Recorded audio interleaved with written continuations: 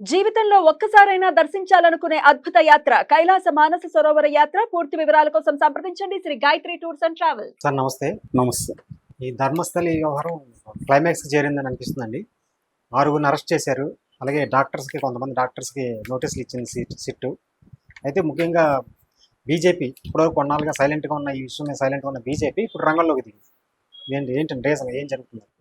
ప్రధానంగా నిన్న 2 రకాల పరిణామాలు చోటు చేసుకున్నాయి.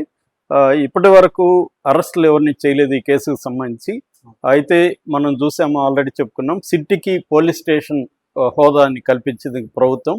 అంటే సిటీ కూడా ఒక పోలీస్ స్టేషన్ లాగా కేసుల్ని రిజిస్టర్ చేసుకోవచ్చు, ఎఫ్ఐఆర్ చేయొచ్చు, అరెస్టులు కూడా చేయొచ్చు అనమాట. ఒక రెగ్యులర్ పోలీస్ స్టేషన్కి ఉన్న అధికారాలు కానీ వాళ్ళ పరిధి కానీ అన్నీ కూడా ఈ సిటీకి కూడా ఉంటుంది.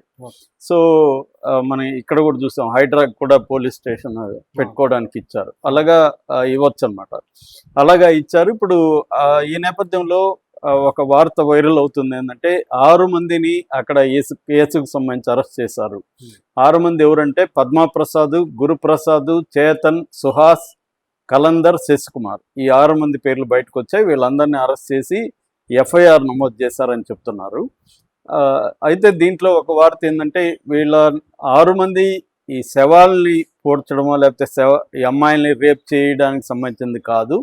ఆగస్టు 6న పాంగలా క్రాస్ అంటారు, అక్కడ ధర్మస్థల్లో పాంగలా క్రాస్ దగ్గర 3 యూట్యూబర్స్ మీద దాడి జరిగింది. అలాగే ఒక కెమెరామెన్ మీద దాడి జరిగింది. దాంతోపాటు బిగ్ బాస్ విజేత రంజిత్ మీద కూడా దాడి జరిగింది. వీళ్ళు కేసులు పెట్టారు. సో ఈ కేసులకు సంబంధించి మొత్తం 33 మంది మీద ఎఫ్ఐఆర్ నమోదైందని చెప్తున్నారు. అందులో ఇప్పుడు 6 మంది ఆ కేసుకు సంబంధించి అరెస్ట్ అయ్యారు. ఇంకా 27 మంది పారిపోయారు. వాళ్ళని కూడా పట్టుకునే దానికి రెడీ అవుతున్నారు అనేది ఒక వార్త. అంటే ఇందులో ప్రధానంగా బీజేపీకి సంబంధించిన వాళ్ళే ఎక్కువగా ఉన్నారని చెప్తున్నారు.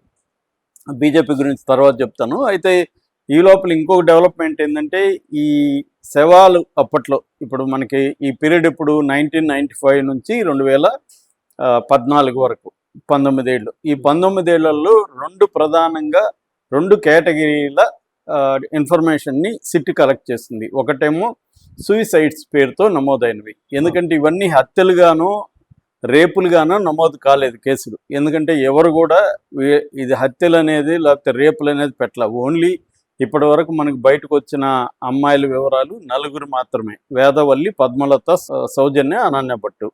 ఈ 4 మాత్రమే మిస్సింగ్ కేసులుగా నమోదైనాయి.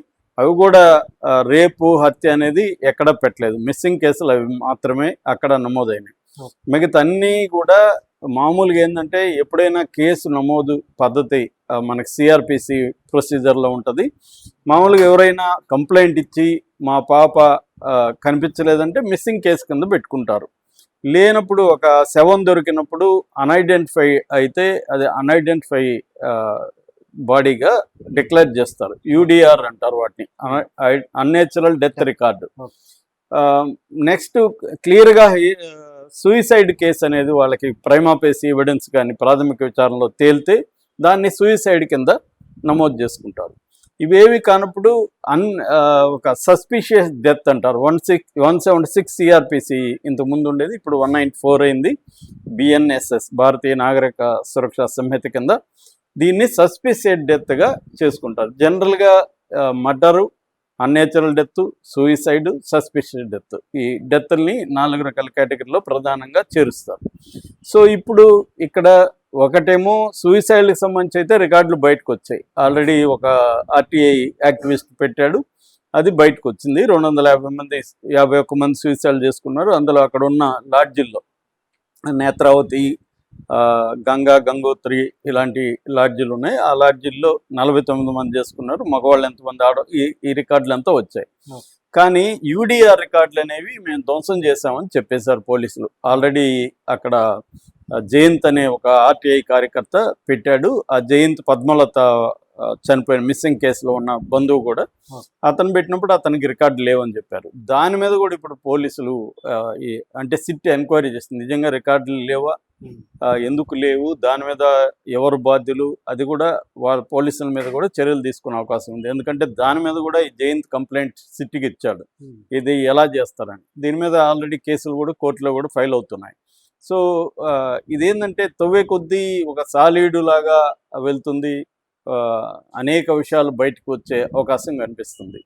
మరోవైపు ఏంటంటే అప్పుడు పోస్ట్ మార్టం చేసిన వాళ్ళు ఎవరు, అన్నేచురల్ డెత్ పోస్ట్ మార్టం చేస్తుంటారు, అట్లాగే సూసైడ్ పోస్ట్. మామూలుగా ఒక బాడీ కనిపించినప్పుడు పోలీసులు ప్రధాన కర్తవ్యం ఏంటంటే ఆ బాడీ ఏ కైండ్ ఆఫ్ అంటే ఇప్పుడు నేను చెప్పిన 4 రకాల ఏదైనా కూడా దానికి పోస్ట్ మార్టం జరపాలి, ప్రాపర్ ప్రొసీజరల్ మహజర్లు అంటారు వాటిని, డాక్యుమెంట్స్ని ఆ మహజర్లు రెడీ చేయాలి, ఇవన్నీ చేయాలి. సో కాబట్టి అప్పుడు దానికి సంబంధించిన పోస్ట్ మార్టం చేసిన డాక్టర్లు ఎవరు అనేది ఫైండ్ అవుట్ చేసి సిట్టు వాళ్ళకు కూడా నోటీసులు ఇచ్చింది. సో ఇది నిన్న ప్రోగ్రెస్. అయితే ఇప్పటి వరకు ఏంటంటే మొత్తం 16, ముందు 13, తర్వాత ఇంకొక 3, మొత్తం 16 ప్లేసెస్ని మార్క్ చేశారు. 12 క్లియర్గా తవ్వేశారు. 12లో 2 6వది 11 దాంట్లో ఎముకలు బయటపడ్డాయి. 13 తవ్వాలి, అదేంటంటే గ్రౌండ్ పెనట్రేటింగ్ డివైస్ జీపీఆర్ అంటారు, అది రావాలి, ఇంకా రాలేదని చెప్తున్నారు, అది చేయాలి. ఎందుకంటే అక్కడ ట్రాన్స్ఫార్మర్ ఉంది, ట్రాన్స్ఫర్ని రిమూవ్ చేయకుండా గ్రౌండ్లో ఏముందో కనిపెట్టడానికి ఈ గ్రౌండ్ పెనట్రేటింగ్ డివైజ్ని తేవాలనుకున్నారు, అది ఇంకా రాలేదు. అయితే నిన్న బాహుబలి బెట్ట అంటారు, బాహుబలి కొండ, రత్నగిరి కొండ అని కూడా అంటారు దాన్ని, అక్కడ ఒక 100 అడుగుల హైట్ ఉంటుంది, ధర్మస్థలకు 3 కిలోమీటర్ల దూరంలో ఫారెస్ట్లో ఉంటుంది. ఇక్కడ తవ్వకాలు జరిపారు. అయితే ఏమీ బయటికి రాలేదు, అంటే ఏమీ దొరకలేదు. అక్కడ ఒక రాక్ అయితే బయటపడింది, ఆ రాక్ కింద ఉంటుందని చెప్పాడు ఈయన, అక్కడైతే బయటికి రాలేదు. ఈ నేపథ్యంలో బీజేపీ ఒకసారిగా యాక్టివేట్ అయింది, మొన్న దాడులు చేయడం కావచ్చు, తర్వాత యలహంక ఎమ్మెల్యే విశ్వనాథ్ ఆయన ఒక పిలిపించాడు, 15th మేము 250 కార్లు యలహంక నుంచి, యలహంక అంటే బెంగళూరు దగ్గర ఉంటుంది, మనకి హైదరాబాద్ రూట్లో బెంగళూరు కంటే ముందు యలహంక వస్తుంది. సో యలహంక నుంచి 250 మంది కార్లు వెహికల్స్ వేసుకొని మేము అక్కడ ధర్నా వెళ్ళి అక్కడ నిరసన తెలియజేస్తామని ఆయన అంటున్నాడు. ఇప్పుడు కొత్తగా బెల్తంగడి, అంటే ఇది బెల్తంగడి తాలూకాలోనే ధర్మస్థల ఉంటుంది, ఈ బెల్తంగడి నియోజకవర్గం కిందకే ధర్మస్థల వస్తుంది. దాని ఎమ్మెల్యే ఆయన కూడా బీజేపీ, హరీష్ పూంజా ఆయన పేరు, ఆయన ఫస్ట్ టైం గలం విప్పాడు.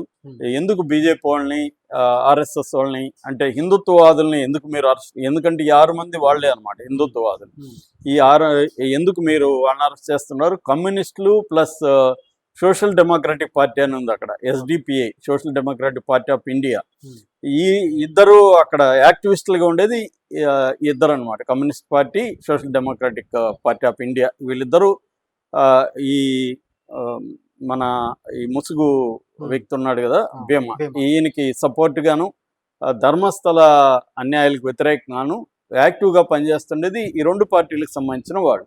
సో వీళ్ళని బీజేపీ ఎమ్మెల్యేలు ఏమంటున్నారంటే వీళ్ళు దేశద్రోహులు, వాళ్ళని ఎందుకు సిద్ధరామయ్య సపోర్ట్ చేస్తున్నాడు, సిట్టు కూడా వాళ్ళ తరపునే మాట్లాడుతుంది అనేది ఇప్పుడు వాళ్ళు బీజేపీ యాక్టివ్ అవుతుంది. అంటే దీనికి ఒక కారణం ఏం చెప్తున్నారంటే ఎప్పుడైతే ఎముకలు దొరుకుతున్నాయో ఈ ధర్మస్థల ధర్మాధికారిగా ఉన్న వీరేంద్ర హెగ్డే ఫ్యామిలీ, ఎందుకంటే వాళ్ళ ఫ్యామిలీ అధీనంలోనే టెంపుల్ నడుస్తుంది, అది ఎప్పుడో తరతరాలకు వస్తుంది, ఈయన 39వ ధర్మాధికారి అనుకుంటాను. సో అందువల్ల ఆ ఫ్యామిలీకి సపోర్ట్గా బీజేపీ, ఎందుకంటే వీరేంద్ర హెగ్డే కూడా BJP Rajya Sabha nominated Rajya Sabha member, ఆయన బీజేపీ నామినేట్ చేసింది ఆయన. సో ఆయనకి అనేక అవార్డులు, పద్మవిభూషణ్ దగ్గర నుంచి ఆయన అవార్డు లిస్టులే ఒక పెద్ద లిస్టు. ఆ మధ్య రమేష్ అరవింద్ ఒక ప్రోగ్రాంలో, జీ ప్రోగ్రాంలో ఈయన్ని భయంకరంగా పొగుడుతూ ఒక లిస్టు చదివాడు, ఇంత పెద్ద లిస్టు, అవార్డు లిస్టు, అన్ని అవార్డులు ఉన్నాయి, 4-5 యూనివర్సిటీలు ఆయనకి డాక్టరేట్ ఇచ్చాయి, ఇంకా వరల్డ్ వైడ్ అవార్డులు వచ్చాయి, రకరకాల అవార్డులు ఉన్నాయి. సో ఈయన తరపున ఇప్పుడు బీజేపీ యాక్టివ్ అయ్యి రంగంలోకి దిగుతుంది. దీని మీద ఇప్పుడు కొంతమంది బెంగళూరులో ఈ ఎమ్మెల్యేల మీద కేసులు పెట్టారు సిట్టికి. ఎందుకు వీళ్ళు వచ్చి ఇక్కడ ఇప్పటి వరకు ఏంటంటే అక్కడ మత కలహాలు అనేవి జరగట్లేదు, అల్లర్లు లేవు, ఓన్లీ కంప్లైంట్ ఇచ్చారు, సిట్టు జరుగుతుంది, కానీ ప్రజల మధ్య కానీ అల్లర్లు కానీ ఏమి చోటు చేసుకోవాలి. ఫస్ట్ టైము ఈ పాంగల క్రాస్లో 6వ తేదీ దాడి జరిగింది, దాని మీద కూడా పోలీసులు స్ట్రిక్ట్గా అరెస్టులు చేస్తున్నారు. ఇప్పుడు దాన్ని నెక్స్ట్ లెవెల్కి తీసుకుపోయి ఇష్యూని డైవర్ట్ చేయడానికి, దీన్ని అక్కడ అల్లర్లు క్రియేట్ చేయడానికి బీజేపీ ప్లాన్ చేస్తుంది అనేది వీళ్ళ ఆరోపణ. సో బీజేపీకి కానీ అనుమతి కానీ ఇస్తే వీళ్ళు దీన్ని అల్లర్ల రూపంలో మార్చి, ఇప్పుడు ఎక్కడో యలహంకలో ఉండే ఎమ్మెల్యేకి ఇక్కడ ఏం పని, అక్కడికి పోయి 250 కార్లు పోతే గమ్మునుంటారా వాళ్ళు? అక్కడ ఎవరి మీద మళ్ళీ దాడులు చేస్తారు.